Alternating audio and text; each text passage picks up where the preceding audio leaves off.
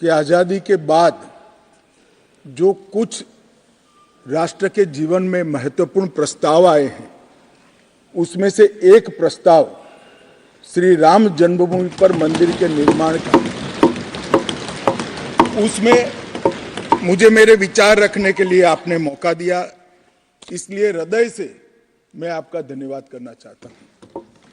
मान्यवर, मैं देश की 140 करोड़ की जनता की ओर से भी आसन का, स्पीकर साहब का धन्यवाद करना चाहता हूं, क्योंकि ये जो सदन है वो नियम से तो चलता ही है।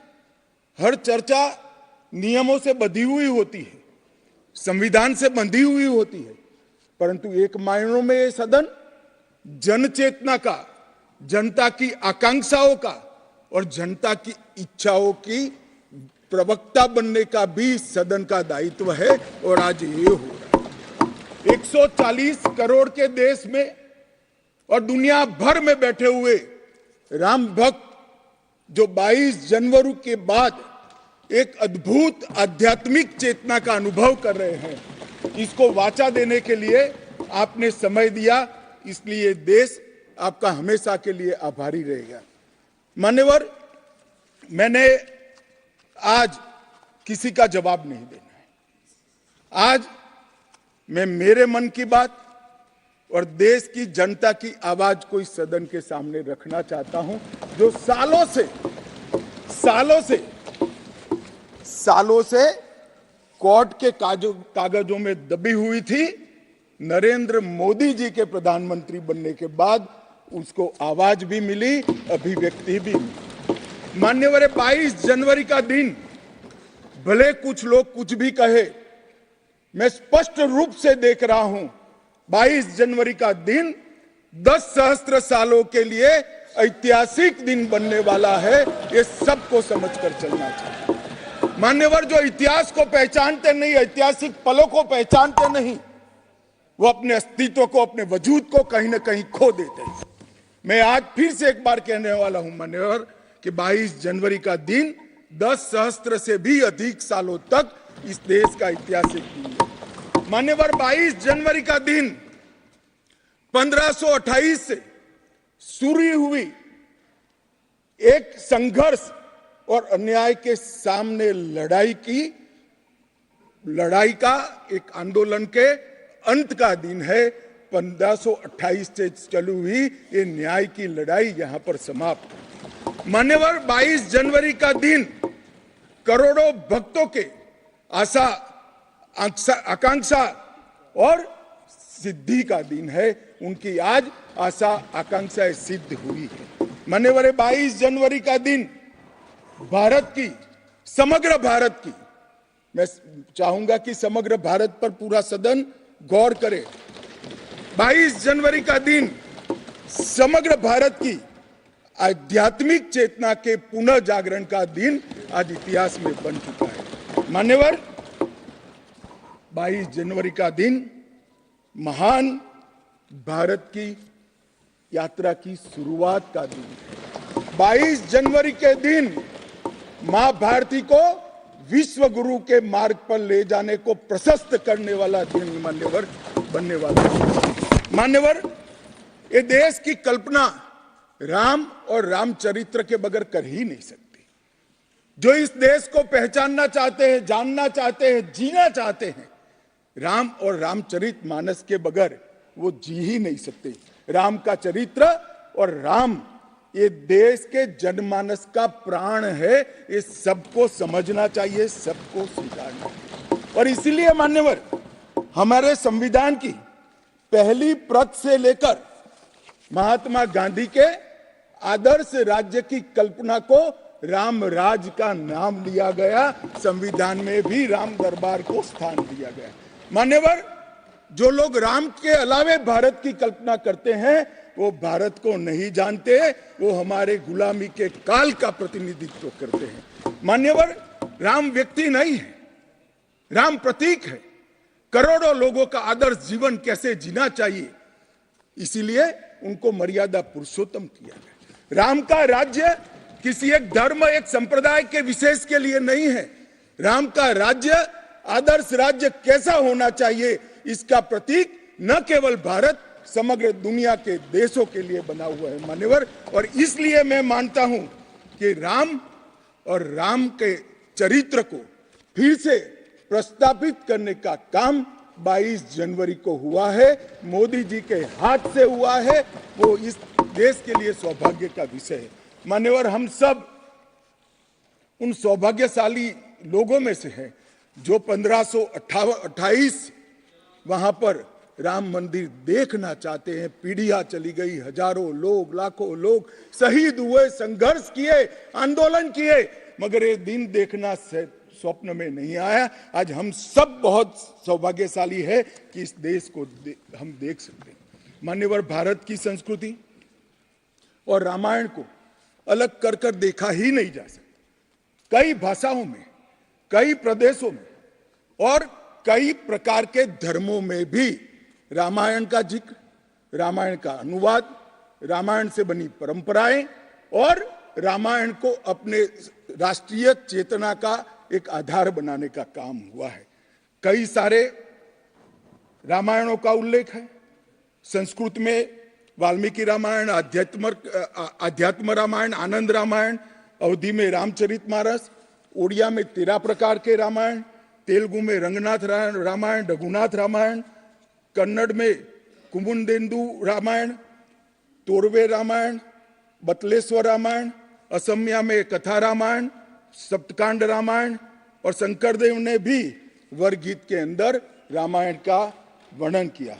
बंगला में भी रामायण मिलेगा, कश्मीर में भी राम अवतार चरित मिलेगा, बौद्ध परंपराओं में भी हनुमान जातक में रामायण का जिक्र मिलेगा, मैथिली में भी रामायण है, पंजाबी में गोविंद रामायण है।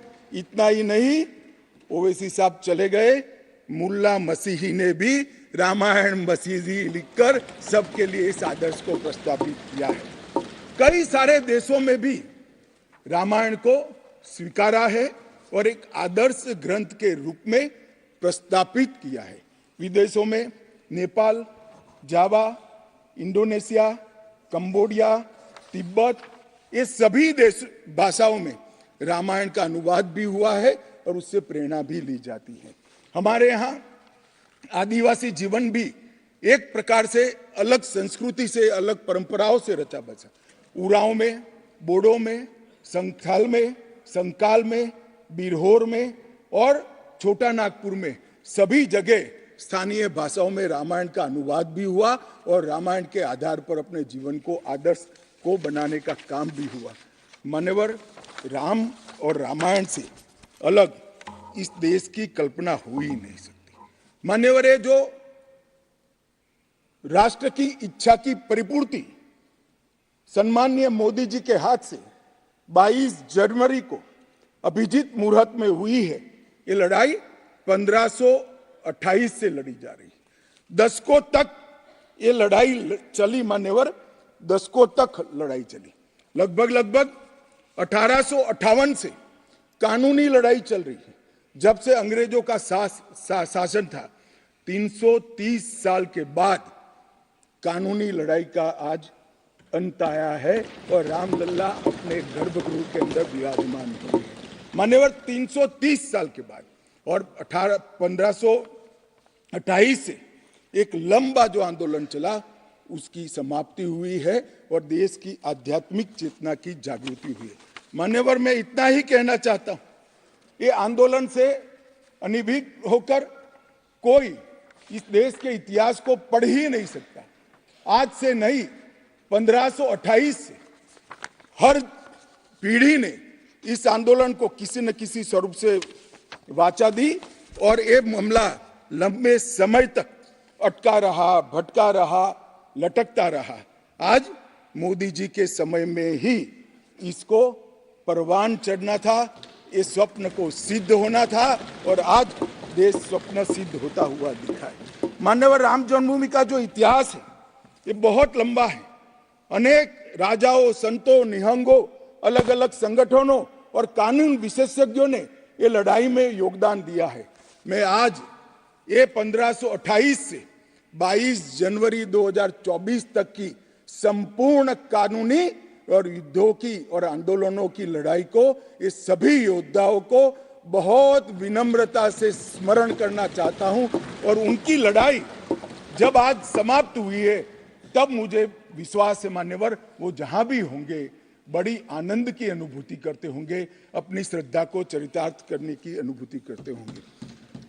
गिलहरी के समान कई लोगों ने अपना योगदान दिया और मान्यवर, ये राम सेतु जो बनना था 1528 से 22 जनवरी 2024 तक का, ये सेतु का भूमि पूजन भी नरेंद्र मोदी जी ने किया और प्राण प्रतिष्ठा भी नरेंद्र मोदी जी के। मान्यवर, 1990 में जब ये आंदोलन ने गति पकड़ी, उसके पहले से ही भारतीय जनता पार्टी का ये देश की जनता को वादा था।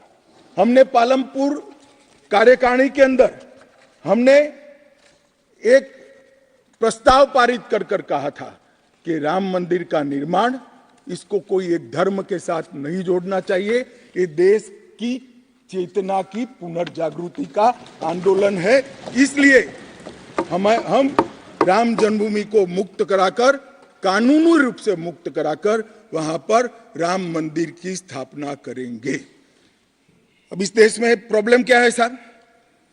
जब चुनाव में घोषणा पत्र में लेते हैं तो कहते हैं चुनाव में वोट प्राप्त करने के लिए लिया, चुनावी वादा है। ये भाजपा ऐसे ही वादे करती है, 370 हो, राम जन्मभूमि हो, यूनिफॉर्म सिविल कोड हो, ट्रिपल तलाक समाप्त करना हो। अब ये कहते हैं आप ऐसे ही वादे करते हैं और ये वोट प्राप्त करने का जरिया होता है, और जब हम इसको पूरा कर देते हैं तो बड़ी खिलाफत करते हैं। मैं आज भी कहता हूं, भारतीय जनता पार्टी और हमारे नेता नरेंद्र मोदी जी मान्यवर जो बोलते हैं, जो कहते हैं, वो करते हैं। हमारी पार्टी का चरित्र है और ये कोई छिपी हुई बात नहीं है। किस चीज का आक्रोश? हम 1986 से कह रहे हैं कि हमारा भव्य राम मंदिर बनना चाहिए, संवैधानिक तरीके से। कुछ लोगों ने यहां पर और बाहर मीडिया के सामने प्रतिक्रिया व्यक्त की, वो कानून की दुहाई देते हैं। मैं उनको पूछना चाहता हूं कि मान्यवर, क्या सुप्रीम कोर्ट की 5 जजों की खंडपीठ के जजमेंट से आप वास्ता रखते हो या नहीं रखते हो? भारत के संविधान से वास्ता रखते हो या नहीं रखते हो? किसी ने अगर सुप्रीम कोर्ट की अवहेलना कर वहां पर मंदिर बनाया होता तो आप कुछ भी कह सकते थे, मगर जब देश की सर्वोच्च अदालत के 5 जजों की खंडपीठ ने, और जिसकी अध्यक्षता स्वयं चीफ जस्टिस ऑफ इंडिया और आने वाले 4 चीफ जस्टिस कर रहे थे, ऐसी महत्वपूर्ण बेंच ने जब ये निर्णय लिया, तब आप कैसे कन्नी काट सकते हो? मान्यवर, निर्णय पसंद हो तो स्वीकार कर लेना, सुप्रीम कोर्ट का सम्मान करना, और कोई निर्णय पसंद ना आए तो सुप्रीम कोर्ट के भी बड़ा बूढ़ा करना, ये ठीक नहीं है। मान्यवर, सुप्रीम कोर्ट के निर्णय ने आज पूरी दुनिया में भारत के पंथ निरपेक्ष चरित्र को उजागर किया है। दुनिया में एक भी देश ऐसा नहीं है जहां बहुमत समाज ने अपनी आस्था का निर्वहन करने के लिए इतनी लंबी कानूनी लड़ाई लड़ी। हमने राह देखी है, सुप्रीम कोर्ट में लड़ाई लड़ी, और सुप्रीम कोर्ट का जजमेंट आने के बाद वहां पर आज भव्य राम मंदिर बना है। मान्यवर, जो बोल रहे हैं उनको भी सब मालूम है कि क्यों बोल रहे हैं। मैं आज फिर से कहना चाहता हूं, हमारे गुजरात में एक कहावत है, हवन में हड्डी नहीं डालनी चाहिए। पूरा देश जब आनंद में डूबा है, पूरा देश आध्यात्मिक चेतना की जागृति का अनुभव हो रहा है, भैया स्वागत कर लो, साथ में जुड़ जाओ, इसी से देश का भी भला है और सबका भला है। मान्यवर, एक लंबी लड़ाई के बाद स्थगितता में पड़े हुए मामले को नरेंद्र मोदी जी ने एक युग परिवर्तन करने के लिए, जब मोदी जी को देश की जनता ने लंबे समय के बाद और कांग्रेस के बगैर किसी दल ने पहली बार पूर्ण बहुमत के साथ प्रधानमंत्री बनाना, तब से ये लड़ाई शुरू हुई।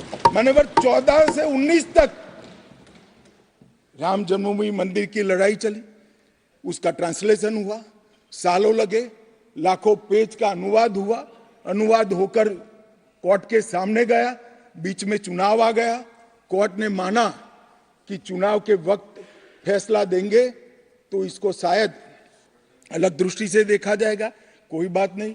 चुनाव के बाद फिर से मोदी जी आ गए और फिर केस चला और अंततोगत्वा जब कोर्ट ने न्याय किया तब 5 अगस्त 2020 को 19 को मोदी जी ने इसकी नींव रखकर इसकी शुरुआत। मान्यवर, ये जो 20 से 24 की यात्रा है वो 20 से 24 की यात्रा भी समझनी चाहिए।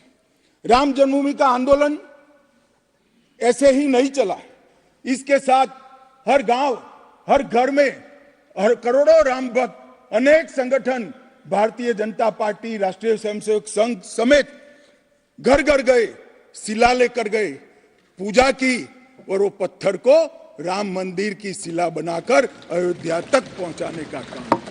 करोड़ों लोगों ने अपनी श्रद्धा, अपनी इच्छा संवैधानिक तरीके से, शांतिपूर्ण तरीके से अयोध्या पहुंचाई और सुप्रीम कोर्ट ने जब जजमेंट दे दिया, निर्णय दे दिया, तब जाकर राम मंदिर के निर्माण की शुरुआत हुई। अडवाणी जी ने सोमनाथ से अयोध्या यात्रा भी की और इसके साथ साथ निहंगों ने शुरू करी हुई लड़ाई, अशोक सिंघल जी जो चरम सीमा पर ले गए थे, अडवाणी जी ने जन जागृति की और मोदी जी ने जन आकांक्षा की पूर्ति कर कर एक आध्यात्मिक चेतना का जागरण कर दिया। मान्यवर,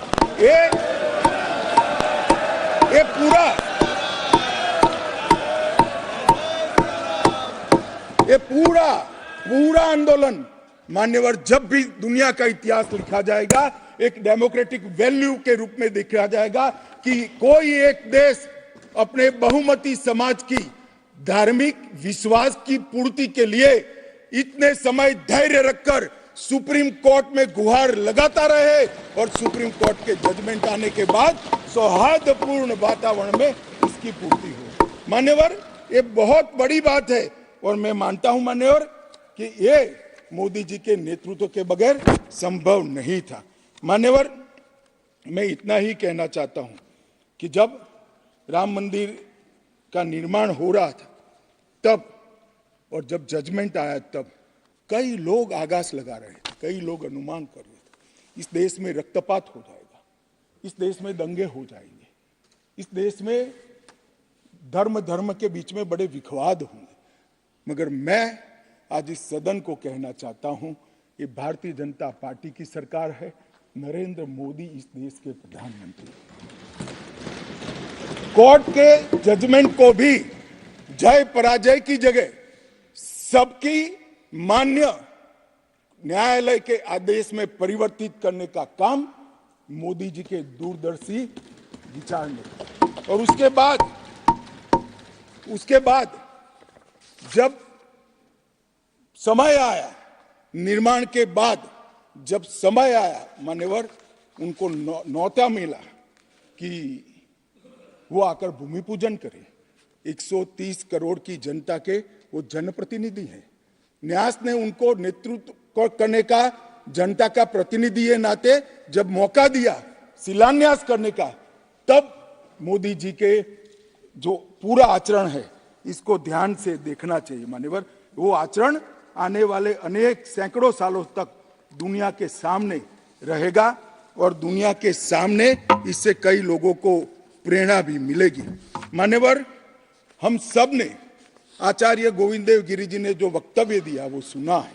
मोदी जी को जब मौका मिला तब उन्होंने रामानंदी समाज के, संप्रदाय के और वैष्णव संतों से पूछा कि भाई प्राण प्रतिष्ठा करनी है, किसी संसारी ने करनी है, तो इसके यम नियम, इसके लिए किस प्रकार की उपासना करनी चाहिए, और जो संतों की ओर से सुझाएगा उससे भी अनेक गुना कठोर 11 दिन का व्रत इस देश के प्रधानमंत्री।